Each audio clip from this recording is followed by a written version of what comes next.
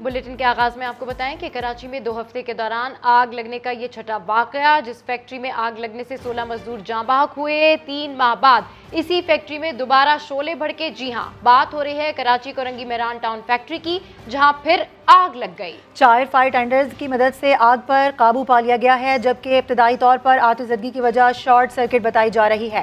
Chemical factory बंद होने से कोई जानी नुकसान नहीं हुआ।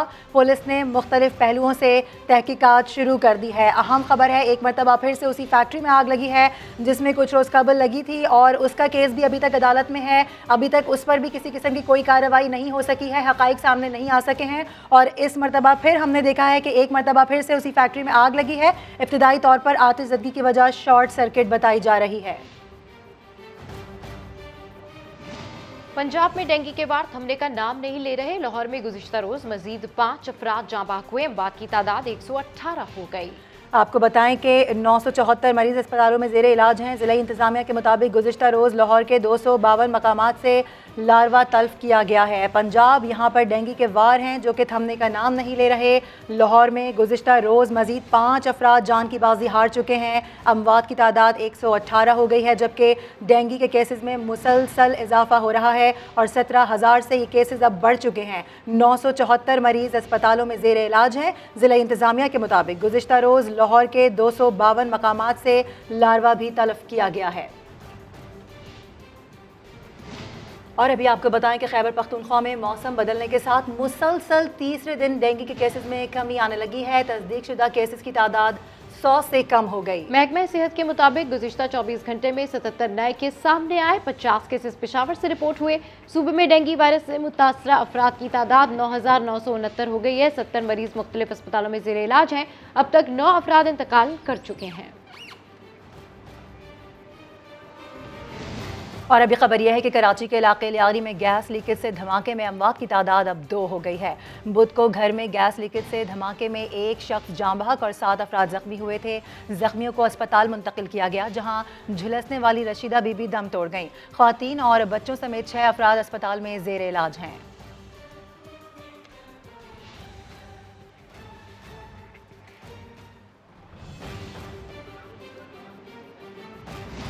फैसलाबाद में स्मोक फैलाने वालों के खिलाफ जिला इंतजामिया और महकमा माहौलियात की कार्रवाइयाँ। एक हफ्ते में 107 भट्टे सील कर दिए गए। 12 फैक्ट्रीज के खिलाफ मुकदमा दर्ज। 1000 के करीब गाड़ियों को सील किया गया है। मजीद जानते हैं सिद्दीक से। जी उस्मान सिद्दीक, अपडेट कीजिए। जी बिल्कुल, स्मोक फैलाने वालों के खिलाफ फैसलाबाद की जिला इंतजामिया और महकमा माहौलियात की जानिब से एक्शन लेने का सिलसिला शुरू कर दिया गया है। एक हफ्ते के दौरान जो भट्टे, जिन भट्टों की चिमनियों से धुआं निकल रहा है, जो भट्टे काला धुआं छोड़ रहे हैं, उनके खिलाफ एक्शन हो रहे हैं। 107 भट्टे जो हैं वो उनके सील किया गया है, मुकदमा के इंदराज हुआ है। इसके साथ साथ भट्टों की चिमनियों में रेस्क्यू 1112 की मदद से पानी भी डाला जा रहा है। जिला इंतजामी की जानिब से ये भी कहा जा रहा है कि जो फैक्ट्रियाँ जहरीला धुआं उगल रही हैं, उनमें से जो 25 के करीब वेविंग यूनिट है उनको सील किया गया है। उनके खिलाफ मुकदमा दर्ज किए गए हैं और शहर भर में ये कार्रवाइयाँ जो हैं, इनका सिलसिला जो है वो फैला दिया गया है। ठीक है, शहर भर में इस कार्रवाई का सिलसिला फैला दिया गया है। अपडेट करने के लिए शुक्रिया उस्मान। अहम खबर है, आपको बताएं कि हरनाई के इलाके ज़लावान में मुसल्लह अफराद की फायरिंग से 3 मजदूर जाँ बहक हो गए हैं। तीनों मजदूर कोयले की कान में काम करते थे। मजदूरों की शनाख्त ताहाल नहीं हो सकी है। अफसोसनाक वाक़या पेश आया है हरनाई का इलाका ज़लावान। यहाँ पर मुसल्लह अफराद ने फायरिंग की है, जिसके नतीजे में बताया जा रहा है कि 3 मजदूर जाँ बहक हुए हैं, जबकि तीनों मजदूर कोयले की कान में काम करते थे। मजदूरों की शनाख्त ताहाल नहीं हो सकी। चीफ जस्टिस पाकिस्तान जस्टिस गुलजार अहमद ने वाज़ेह कर दिया है कि अदलिया किसी के दबाव में नहीं, ना ही आज तक किसी की डिक्टेशन ली है। एक तकरीब से खिताब करते हुए कहा कि गलत तासुर ना फैलाएं कि अदलिया दबाव में है, लोगों का इदारों पर से एतमाद ना उठवाएं। जस्टिस गुलजार अहमद ने सख्त बरहमी का इजहार करते हुए कहा कि किसी गैर जमहूरी इक़दाम को नहीं मानेंगे। अगर ऐसा हुआ भी तो हम छोड़कर चले जाएंगे। मैंने किसी के डिक्टेशन ना तो मैंने आज तक सुनी, ना देखी, ना समझी, ना कोई मैंने ऐसा असरात दिए। किसी ने मेरे काम में इंटरफियर नहीं किया। मैंने जो अपने फैसले दिए अपने कॉन्शियस के मुताबिक, अपनी समझ के मुताबिक, आइन को समझ के मुताबिक, कानून को समझ के मुताबिक फैसले दिए हैं। एक जनरल स्टेटमेंट दे के कि अदालत हमारी यहाँ पे आज़ाद नहीं है, ये तासुर देना कि किसी के हम दबाव में काम कर रहे हैं, किसी इदारों के दबाव में काम कर रहे हैं, कम से कम मुझे कोई ऐसी इंसिडेंस का कोई याद नहीं पड़ती। मैंने किसी दबाव का नहीं लिया किसी इदारे का, ना मैंने कभी किसी इदारे की बात सुनी। मेरे को कोई नहीं बताता कि मैं अपना फैसला कैसे लिखूं, मेरे को कोई गाइड नहीं करता कि मैं अपना फैसला कैसे लिखूं। और मैंने कभी ऐसा कोई फैसला नहीं किया अपने सामने जो मुकदमे मेरे सामने आए, जो मैंने किसी के कहने पे की हूँ, ना किसी की जुर्रत हुई मेरे को कुछ कहने की। आज तक किसी की हिम्मत नहीं हो हमें रोकने की। हमारी अदालत जो फैसला करना चाहती है फ्री है, हर एक का मुआवजा करती है जिसका मुकदमा सामने आता है। बता दे किसकी डिक्टेशन के ऊपर कौन सा फैसला हुआ आज तक। ऐसा नहीं है, गलतफहमियां पैदा नहीं करें लोगों के अंदर। मैं अपने इदारे के बारे में बात करता हूँ। अली अहमद कुर्द साहब, आप अदालतों में आए, देखें क्या हो रहा है, लोगों को गलत बातें नहीं बताएं, इंतशार नहीं फैलाएं, इदारों के ऊपर से भरोसा नहीं उठवाएं लोगों का। ये काम नहीं है। ये मुल्क पाकिस्तान ये हमारे लिए कायम और दायम है और कायम और दायम रहेगा। किसी अनडेमोक्रेटिक सेटअप को हम एक्सेप्ट नहीं करेंगे, छोड़ देंगे। मैं पहले भी छोड़ा। चीफ जस्टिस ऑफ पाकिस्तान ने कहा कि हम दबाव या डिक्टेशन नहीं लेते, ये सुनकर खुशी हुई। वज़ीर आला सिंध मुराद अली शाह कहते हैं कि एग्जीक्यूटिव केसेस भी मुझे भुगतने पड़ते हैं, अगर कुछ कहो तो कहते हैं तौहीन अदालत लग जाएगी। वो सिंध हाई कोर्ट बार के सालाना इशाइये से खिताब कर रहे थे। Speech of the honourable chief justice of Pakistan in an event in Lahore, बहुत खुशी हुई और उन्होंने बड़ा स्ट्रांगली कहा कि जी हम प्रेशर नहीं लेते, हम डिक्टेशन नहीं लेते। और उन्होंने आगे बढ़ के ये भी कहा कि अगर कभी किसी ने ऐसी कोशिश की तो हम छोड़ देंगे, लेकिन हम ये प्रेशर और डिक्टेशन नहीं लेंगे। वेरी वेरी वेलकम वर्ड मुझे आज सुनने को मिले। इस वक्त सेफली कह सकता हूँ खास तौर पर अपोजिशन के कम से कम 50% मेंबरान के ऊपर किसी न किसी जगह पे केसेस चल रहे हैं। हमारी सारी गवर्नमेंट के एग्जीक्यूटिव पे केसेस चल रहे हैं। हम जाएं तो जाएं कहाँ? ये सिचुएशन आ गई है। कुछ अगर कहो बहुत ही एहतराम से हमें वो कंटेम्प्ट के बारे में बताया जाता है कि जी कंटेम्प्ट हो जाएगी। मेरी हालत ये है कि ख़ास तौर पे हमारे जो गुजरा कानून के होते हैं, अगर कोई बात कह दो तो पीछे से, अभी मुझे पता नहीं मुर्तज़ा पीछे आके कोर्ट खींचने लगे कि जी आप ये ना कहें, ये चीज़ें कि आपके लिए मुश्किल पैदा कर सकती हैं। इस मुल्क की वाहिद हल जमहूरियत है। इस मुल्क का वाहिद हल आइन की पासदारी है। आइन की पासदारी हम सबका फ़र्ज़ है। आइन का दिफा एग्जीक्यूटिव, लेजिस्लेचर और जुडिशरी है। सरबराह पीटीएम ने सियासतदानों को मुल्की सियासत में गैर जरूरी करार दे दिया। पेशावर में रैली से खिताब में कहा, हुक्मरानों को अवाम की कोई फिक्र नहीं। शाहिद खाकान अब्बासी ने कानून साजी के लिए अरकान को फोन करके दबाव डालने का इल्जाम आयद किया। अपोजिशन की हुकूमत के खिलाफ सड़क सियासत, पीडीएम की पीटीआई के गढ़ पेशावर में रैली। फजलुर रहमान ने हुक्मरानों को मुल्की सियासत में गैर जरूरी अंसर करार दिया। कहा उन्हें आवाम की कोई फिक्र नहीं। कानून साजी में पाकिस्तान की एस्टेब्लिशमेंट की मुल्क की सियासत पर गिरफ्त को और मजबूत कर दिया है। तो ये आमिरों के एजेंट हो सकते हैं, ये अवाम के एजेंट नहीं हो सकते। शाहिद खाकान अब्बासी ने 2018 के इलेक्शन को लेकर अदलिया पर इल्जामात लगा दिए। चोरी की जो वारदात थी 2018 की, ये आहिस्ता आहिस्ता खुलती जा रही है। उस वक्त के इस मुल्क के आला अदालत के आला तरीन जज पर, जो चीफ जस्टिस पाकिस्तान है, उन पर इल्जाम लगा है कि ये इलेक्शन की चोरी में मुलव्वस थे। नून लीगी रहनुमा ने मजीद कहा, पार्लियामान में की गई कानून साजी के लिए अरकान को फोन करके उन पर दबाव डाला गया। आपको बताएं कि सरवर बारी ने अपने ही साबिका इदारे फाफिन पर बड़े इल्जाम आयद कर दिए। कहते हैं कि 2013 के इंतखाबात में इलेक्शन कमीशन अफसरान पर खिलाफे ज़ाब्ता नवाजिशात की गई हैं। फाफिन ने सरवर बारी के इल्जामात मुस्तरद कर दिए, जबकि वफाकी वज़ीर इत्तलात ने तहकीकात की हिदायत कर दी। इस्लामाबाद से रिपोर्ट करेंगे Zulqarnain Iqbal. Free and fair election network के साबिक सेक्रेटरी सरवर बारी ने 2013 के आम इंतखाबात की शफाफियत पर उंगली उठा दी। कहते हैं फाफिन ने trust for democratic education and accountability से मिलने वाले फंड्स इलेक्शन कमीशन के अफसरान पर खर्च किए। धांधली का शोर बिला वजह नहीं था। टीटीए ने बगैर पूछे हुए लाखों रुपए वो इलेक्शन कमीशन के हाई ऑफिशियल्स, ना सिर्फ उनके बल्कि उनके फैमिली के भी जो अखराजात हैं, महंगे होटलों में रहने के वो अदा किए। 2013 के इंतखाबात के बाद पूरे मुल्क में हंगामे शुरू हो गए थे, क्योंकि काफी गड़बड़ हुई थी। सरवर बारी ने फार्म 14 के हवाले से भी चश्मकुशा इंकशाफात कर दिए। फार्म 14 बहुत ज्यादा मिले ही नहीं थे और हमारे पास ऐसे फार्म 14 मौजूद हैं जिनकी गिनती गलत थी या वो आम सफेद कागज पर तैयार किए गए थे।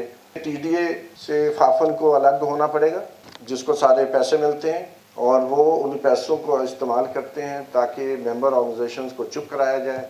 फाफिन ने अपने साबिक सेक्रेटरी के इल्जामात मुस्तरद कर दिए। एलामिया में कहा, जिस शख्स को मिसकंडक्ट पर निकाला गया वही हम पर उंगली उठा रहा है। इदारे की साख के तहफ्फुज के लिए कानूनी कार्रवाई की जाएगी। वजीर इत्तलात फवाद चौधरी ने सरवर बारी के इल्जामात पर तहकीकात की हिदायत कर दी। ट्विटर पर लिखा कि इक्तसादी उमूर डिवीजन और FIA को कानूनी कार्रवाई शुरू करने का कह दिया है। कैमरामैन अवैस काजी के साथ जुल्करनैन इकबाल, समा, इस्लामाबाद। हुकूमत पंजाब के तर्जुमान हसन खावर कहते हैं EVM की जरूरत वहाँ है जहाँ जमहूरियत है। जहाँ इलेक्शन ही नहीं होता वहाँ EVM का कोई काम नहीं। वो लाहौर में मीडिया से बात कर रहे थे। वोटिंग मशीनों का इस्तेमाल उन मुल्कों को चाहिए जहाँ पर जमहूरियत है, जहाँ पर इलेक्शन होते हैं। जिन मुल्कों में इलेक्शन नहीं होते वहाँ पर तो इन मशीनों को कोई काम नहीं। और दूसरी बात यह है कि इन मशीनों का इस्तेमाल उन मुल्कों में ज़रूरी है जहाँ पर आबादी बहुत ज़्यादा है, जहाँ पर स्केल बहुत बड़ा है। अगर एक छोटा सा मुल्क है कुछ लाख का या 1-1.5 करोड़ आबादी का, वहाँ पर तो बगैर टेक्नोलॉजी के भी काम चल सकता है। 2.5 अरब से ज़ायद लोग उन ममालिक में रहते हैं जहाँ पर या तो इलेक्ट्रॉनिक वोटिंग मशीनों का इस्तेमाल पूरे मुल्क में हो रहा है या मुल्क के उन हिस्सों में हो रहा है जहाँ उसकी ज़रूरत है, या उसके पायलट वो लोग कर रहे हैं ताकि उसको बढ़ाया जा सके। आपको बताएं कि पाकिस्तान को GSP+ स्टेटस बरकरार रखने के लिए नए चैलेंजेस का सामना है। यूरोपीय यूनियन ने नए 10 साला एक्शन प्लान के तहत आलमी कन्वेंशन की तादाद 27 से बढ़ाकर 32 कर दी है। पाकिस्तान को फांसी की सजाओं से मुतालिक कवानीन और जबरी गुमशुदगियों से मुतालिक तहफ़्फ़ुज़ात दूर करना होंगे।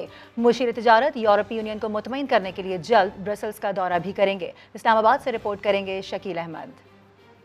गुड गवर्नेंस और पायदार तरक्की के लिए यूरोपीय यूनियन की खुसूसी मुराद का पैकेज नई शराइत ले आया।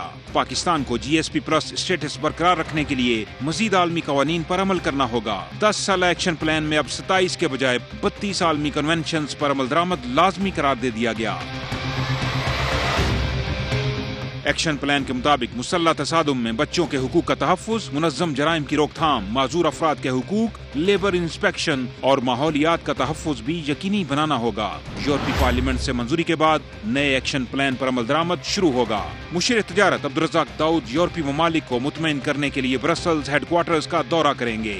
यूरोपियन यूनियन हमारे लार्जेस्ट पार्टनर बन गया है और हमारे एक्सपोर्ट्स तकरीबन $9 बिलियन तक पहुँच गए। मेन काम ये है कि ये उनके जो पार्लियामेंटेरियंस हैं उनसे GSP+ के तहत पाकिस्तान को 66% टैरिफ लाइंस पर ड्यूटी फ्री रसाई हासिल है। यूरोपीय पार्लियामेंट का मॉनिटरिंग मिशन अगले साल पाकिस्तान आएगा। अक़लियतों, ख़वातीन और बच्चों के हुकूक समेत पहले से जारी 27 कन्वेंशन पर पेशरफ्त का जायजा लिया जाएगा। शकील अहमद, समा, इस्लामाबाद। पाक अफगान सरहद तोरखम के रास्ते तिजारत और आमदरफ्त में तेजी। रोजाना सैकड़ों माल बरदार गाड़ियां बैनुल अक़वामी शाहराह पर रवा दवा हैं। पेशावर से रिपोर्ट कर रहे हैं अब्दुल रहमान। अफगानिस्तान से अमरीकी अफवाज के इनखिला के बाद बैनुल अक़वामी पाक अफगान सरहद से तिजारत में तेजी। तोरखम गेट से रोजाना 600 गाड़ियां गुजरती हैं। अफगानिस्तान से फ्रूट और सब्जियां दरामद होती हैं तो पाकिस्तान से सीमेंट, अद्वियात और खुश्क राशन बरामद होता है। तोरखम बॉर्डर पर दोनों ममालिक के सफरी दस्तावेजात रखने वाले शहरियों को भी आमदोरफ्त की सहूलत। सिक्योरिटी इदारे भी मुआविनत में पेश। ना अफगानिस्तान के रास्ते में कोई मुश्किल पेश आती है और न यहाँ कोई तकलीफ होती है। हमारा कारोबार अच्छा जा रहा है। मौजूदा दौर में पाक अफगान तिजारत से दोनों ममालिक के अवाम की माशी और समाजी तरक्की वाबस्ता है। अब्दुल रहमान, समा, पेशावर। और सरिये के कारोबार में धोखाधड़ी उरूज पर। खरीदारी के वक्त इस बात को यकीनी बनाएं कि ये कचरा नहीं बल्कि 1 नंबर माल है। इस्लामाबाद से ज़हीर अली रिपोर्ट करेंगे। भर की जमा पूंजी लगती है तब जाकर कहीं घर बनता है। घर के लिए सरिया खरीदने से पहले थोड़ी सी तहकीक और जांच पड़ताल कर लिया करें। वो कैसे, हम बताते हैं। गोदामों में पड़ा ये सरिया महज 3 सूतर या 4 सूतर का कहकर बेचा जाता है। आप इस बात पर एतबार न करें, बल्कि ग्रेड का भी जरूर पूछें। ग्रेड 60 वाले सरिये पर पीले और 40 वाले पर लाल रंग का निशान भी देखें। दुकानदार इसी की आड़ में 20,000 रुपए फी टन नाजायज मुनाफा कमा रहे हैं। आजकल बहुत फ्रॉड चल रहा है, उसके लिहाज से एक कॉमन मैन को पता नहीं होता कि मैंने क्या लेना है, तो वो जाता है लोकल मिल में, उनको 60 ग्रेड के पैसे पे कर देता है और वो उसको बेच देते हैं 40 ग्रेड का। खरीदार कहते हैं नुकसान हो जाए तो बाद में कोई बात ही नहीं सुनता। हमें तो ये टेक्निकली इसका पता नहीं है, तो अभी जब हम इंजीनियर से रब्ता किया, उसने कहा यार ये तो आपने बहुत लो लेवल वाला लिया है। हमने घर बनाया तब भी इसमें मुश्किलात का सामना करना पड़ा है और फिर नुकसान का भी हमें आसा भुगतना पड़ता है और उतनी मजबूती नहीं आती उसकी वजह से घरों में। स्क्रैप का माल आखिर मार्केट में क्यों फरोख्त हो रहा है? गोदाम मालिक से सवाल किया गया तो जवाब ये मिला, ज्यादातर लोग जो है ना वो कम अक्षर इस्तेमाल कर रहे हैं क्योंकि वो सस्ता है। जुड़वा शहरों में तो सरिये का म्यार चेक करने वाली कोई लेबॉर्ट्री ही नहीं, इसके लिए टैक्सला जाना जरूरी है। कैमरामैन ज़ियाफत अब्बासी के साथ ज़हीर अली खान, समा, इस्लामाबाद। मुस्लिम लीग नून के सदर शहबाज शरीफ ने गैस बहरान को हुकूमत की मुजरिमाना गफलत करार दे दिया। कहते हैं आटा, चीनी, बिजली बिल के बाद गैस की किल्लत और महंगाई अवाम पर दोहरा जुल्म है। शहबाज शरीफ का अपने एक बयान में कहना था कि महंगाई की क़यामत बर्पा करने के बाद गैस का बहरान नाकामी दर नाकामी का शाखसाना है। 3 साल से अवाम परेशानियों और तकालीफ में मुब्तला हैं।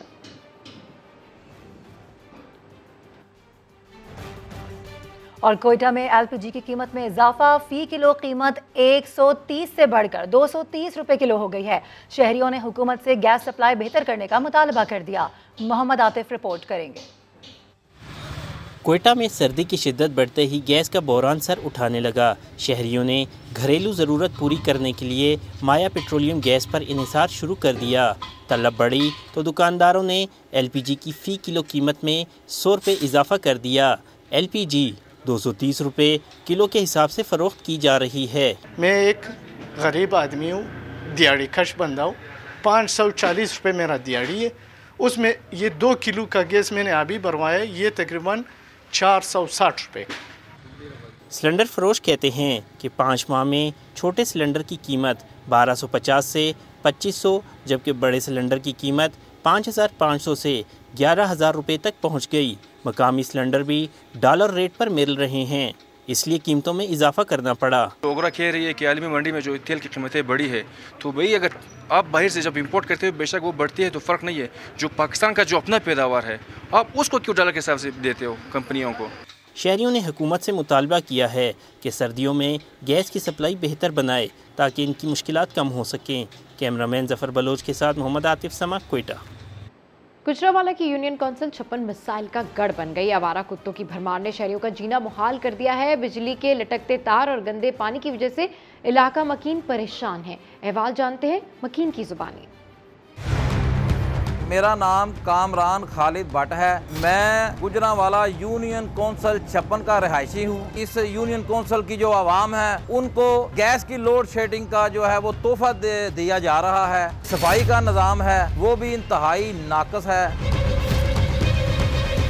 गंदा पानी लोगों के घरों में जो आ रहा है वो इस हल्के की आवाम का मुकद्दर बन चुका है। गलियों में भी उबलते हुए गटर जो हैं वो लोगों को परेशान कर रहे हैं। बारहा इस मसाइल की जो है वो कंप्लेन भी की जाती है, लेकिन कोई उसका पुरसाने हाल नहीं। यहाँ पर आवारा कुत्तों के जो गौल फिरते हैं वो बच्चों के लिए इंतहाई खतरनाक हैं। बलदियाती नुमाइंदगान हैं वो सिर्फ और सिर्फ वोट की हद तक आवाम को वो झूठे दिलासे दे के वोट ले जाते हैं, इसके बाद वो ऐसे गायब होते हैं जैसे गधे के सर से सींग। इस हल्के की अक्सर गलियां टूट फूट का शिकार हैं। इसको उखाड़ के चले गए हैं, लेकिन इसको बनाने की तरफ कोई बंदा भी नहीं आ रहा। हमें तो ये नहीं पता ये गलियां बनानी किसने है। इस हल्के का एक सबसे जो खतरनाक मसला है वो यहाँ पर वापडा की लटकती हुई तारें हैं, जिसकी वजह से नुकसानात लोगों ने उठाए हैं। अक्सर और बेशतर लाइट कम और ज्यादा हो जाती है, लोगों के कीमती सामान जल जाते हैं। इसकी भी कई दफा कंप्लेन की गई है, लेकिन कोई इस हल्के का पुरसाने हाल नहीं। और ठहर जाएं तो गुजरगाह बन जाए, पानी आ जाए तो मुसाफिरों को दरिया पार कराए। ये नैया आपने नहीं देखी तो हम दिखाते हैं।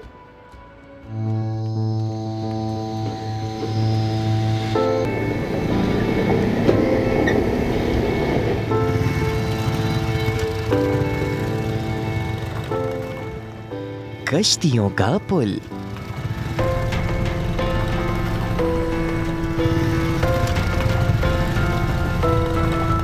दरियाए सतलज के एक जानिब बहावलपुर है तो दूसरी जानिब लोधरा।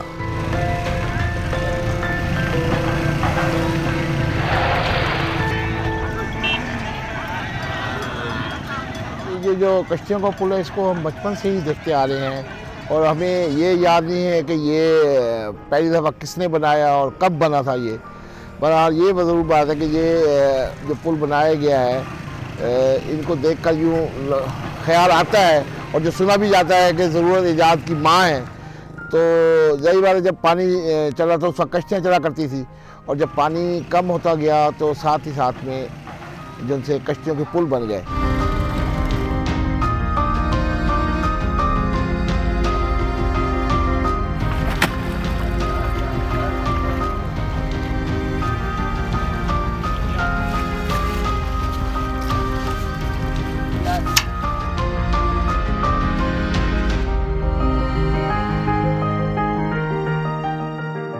पुल बनाने में जो है ना 2-3 दिन लग जाते हैं और कश्ती लाने के बाद जो है ना वो गार्डर होते हैं, वो स्टैंडा होते हैं। उस स्टैंड के ज़रिए ये पुल कामयाब होता है। पानी बहुत गहरा आ जाए तो पुल टूटने का खतरा हो जाता है। मेहनत इसकी ज़्यादा छांटे पर रस्से पर होती है।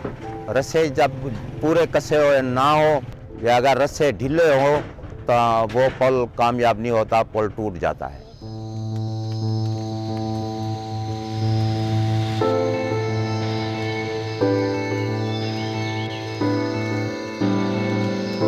गुजरने वाले अफराद पुल की मजबूती पर इतना भरोसा करते हैं कि पैदल ही नहीं मोटरसाइकिलें, गाड़ियां और मवेशी भी दरिया के उस पार ले जाते हैं।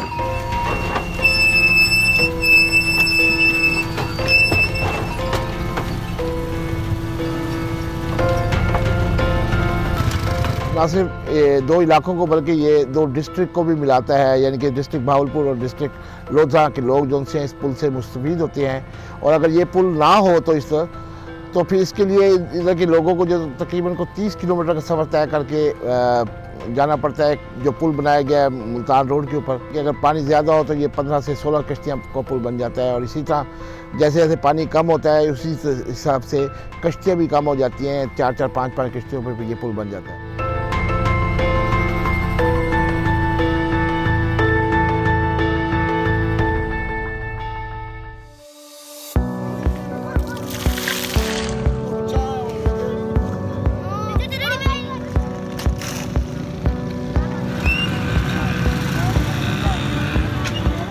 भारत की जानिब से पानी छोड़ने के बाद इस जगह का नक्शा बिल्कुल बदल जाता है।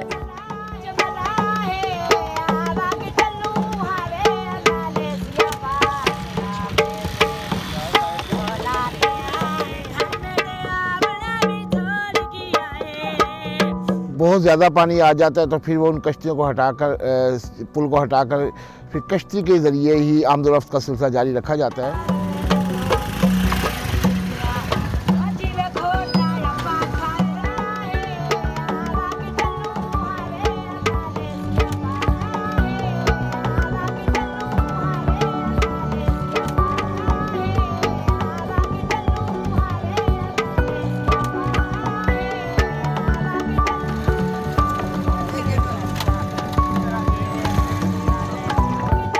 वैसे तो साल के अक्सर दिनों में ये दरिया जो है वो खुश्क रहता है और सिर्फ चंद दिन के लिए ये इसमें पानी आता है। तो यहाँ के मकामी जो लोग हैं पड़े वो उनका रोज़गार भी इससे चल पड़ता है।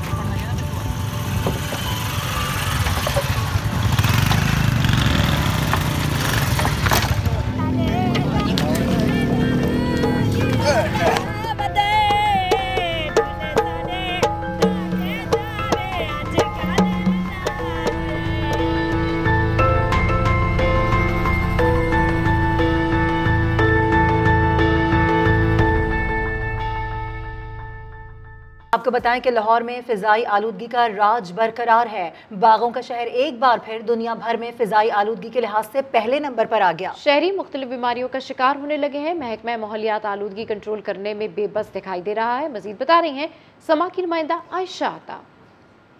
अच्छा, बिल्कुल जैसे जैसे माह नवंबर अपने अख्ताम की जानिब जा रहा है वैसे वैसे स्मोक के बादल जो हैं वो मजीद गहरे होते जा रहे हैं। फिजाई आलूदगी है कि छटने का नाम ही नहीं ले रही। आज भी एयर क्वालिटी इंडेक्स अगर मजमूई तौर पर लाहौर की बात की जाए तो 370 रिकॉर्ड किया जा रहा है और लाहौर एक बार फिर से पहले नंबर पर है। इंडिविजुअली अगर मुख्तलिफ इलाकों की बात की जाए तो कोट लखपत पहले नंबर पर है जिसमें एयर क्वालिटी इंडेक्स 581 रिकॉर्ड किया जा रहा है। दूसरे नंबर पर इलामा इकबाल टाउन है जिसमें एयर क्वालिटी इंडेक्स 570 रिकॉर्ड किया गया है। इसी तरह से डिफेंस का इलाका जो कि पोश इलाका है वहां पर एयर क्वालिटी इंडेक्स 550 रिकॉर्ड किया जा रहा है। आने वाले दिनों में मजीद यही फिजाई आलूदगी जो है वो बढ़ने के इम्कानात हैं। ठीक है, अपडेट करने के लिए शुक्रिया। सोशल मीडिया पर गैर अखलाकी मवाद की रोकथाम के लिए हुकूमती कोशिशें कामयाब होने लगी। कई बैनुल अक़वामी कंपनीज ने हिदायत पर 83 से 99% अमल दरामद कर दिया, लेकिन कुछ की मैं ना मानू की रविश अब भी बरकरार है। इस हवाले से मज़ीद तफ़सीलात हासिल करते हैं इस्लामाबाद में समा के नुमाइंदे ज़हीर अली खान से। जी ज़हीर अली, अपडेट कीजिएगा कि किस किस कंपनी ने पाकिस्तानी सारिफीन के लिए गैर अखलाकी मवाद की रोकथाम में ताउन किया और कौन कौन सी कंपनीज है जो बिल्कुल भी ताउन नहीं कर रही हैं। जी देखिए, साइबर क्राइम एक्ट के तहत जो पाकिस्तान का रेगुलेटर है PTA की जानिब से 7.5 लाख से ज़ायद ऐसी वीडियोस की निशानदेही की गई जो सोशल मीडिया पर वायरल हो रही थी, जो पाकिस्तानी कवानीन और पाकिस्तानी जो माशरती इक़दार हैं उसके खिलाफ थी। और उसमें से जो टिकटॉक और स्नैक वीडियोस हैं उन दोनों में 99% जो PTA की जानिब से हिदायत की गई थी और उनकी निशानदेही की गई वीडियोज की उसको ब्लॉक किया गया। यूट्यूब में 86% लाइकी ने 83% वीडियोज ऐसी थी जो हटाई और इंस्टाग्राम और ट्विटर ने किसी हद तक थोड़ी सदमोरी दिखाई। दोनों प्लेटफॉर्म को 10,000 से ज़ायद दरखास्तें दी गई जिसमें यह कहा गया कि 10,000 वीडियोज ऐसी है जिनके खिलाफ कार्रवाई की जाए और फौरी तौर पर लिंक्स ब्लॉक किए जाएं। लेकिन उसमें से दोनों प्लेटफॉर्म की जानिब से 4,000 पे अमल दरामद किया गया और 6,000 जो वीडियोज हैं उस पर अमल दरामद नहीं किया गया।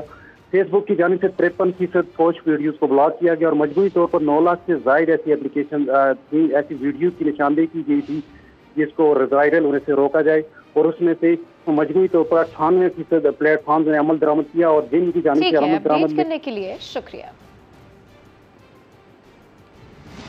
अभी खबर यह है कि इस्लामाबाद सेक्टर F10 में लीगी सेनेटर नुज़हत सादिक के घर डकैती का मुकदमा दर्ज कर लिया गया है। FIR के मुताबिक घर के अफराद को बांध कर डकैती की गई। डाकू 18 तोले सोना, 20 लाख नकद, मोबाइल फ़ोन्स, लाइसेंस याफ्ता असलहा लूट कर ले गए। थाना शालीमार में नुज़हत सादिक की मुद्दत में यह मुकदमा दर्ज किया गया है जिसकी कॉपी भी समा की टेलीविजन स्क्रीन पर मुलाहिजा की जा सकती है। इस्लामाबाद सेक्टर F10 में लीगी सेनेटर नुज़हत सादिक के घर डकैती हुई है जिसका मुकदमा दर्ज किया गया है। आपको बताएं कि FIR के मुताबिक घर के अफराद को पहले बांधा गया और उसके बाद डकैती की गई।